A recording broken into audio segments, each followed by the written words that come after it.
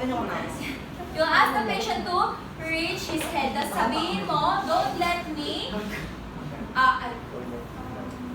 sir, I will resist your motion. Parang ganun. Okay? Sige. Sige, reach your head. Yan. Tapos, yung biceps niya. Wow. Nakikita mo yung biceps niya. But after, okay, go. Okay, tapos, una mong mapapalpate will be the biceps. Then, move proximally. Then, move near the axilla. Sige, go. Tayo. Hindi ko kasi siya mariresist sa tangkad niya eh. Sige, go. O, diba? Hindi ko mariresist. Adjust na lang kayo, yung mga di makakita. Sige, go.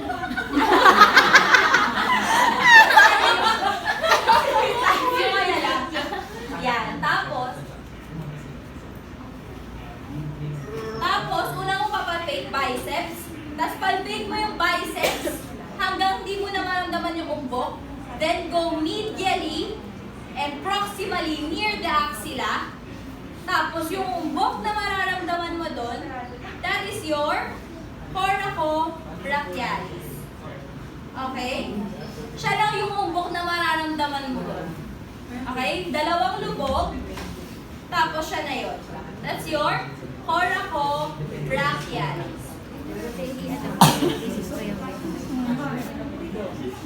Hindi ata siya lang. Ako nagre-resist. Ay, ako gagawin. Hindi siya lumalabas na hindi resistant. Guys, sa forearm. Dapat kasi maganda na ito. Pandali mo na po. Ay, hindi naman yun. Sa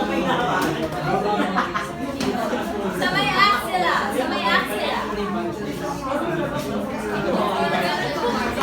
Ang asin naman, may dam. Guys, listen.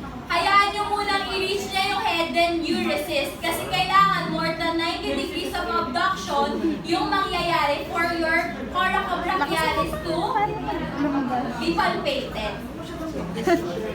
May jacket ka kasi. Oh my God, memory full na. Ma'am, yung pectoralis major po, wala po po. Ito, next. Okay po. Hindi, nalagpasan niya ko. Hindi nalagpasan. Kalo ko. Na-excite siya. Sorry na, Luis. Sorry, ma'am. For your pectoralis major naman,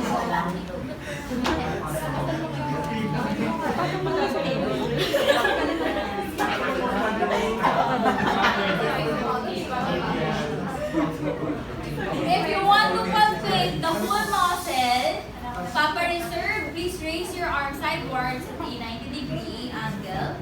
Then, move your hand towards the midline.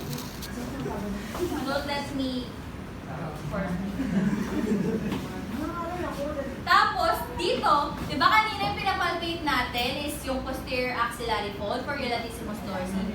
For your pectoralis major, anterior axillary fold naman. Okay? Sige, go. Tapos, itong anterior axillary fold, that's your whole pectoral muscles. But, if you want to palpate per fiber,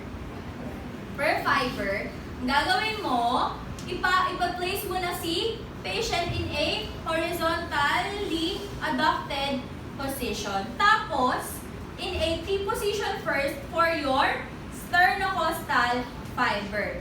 Okay? Sir, please resist my motion. Okay? Tapos, yung mapapalpate mo dito sa pectoral, be sure na pectoral region, ang mapapalpate in this area.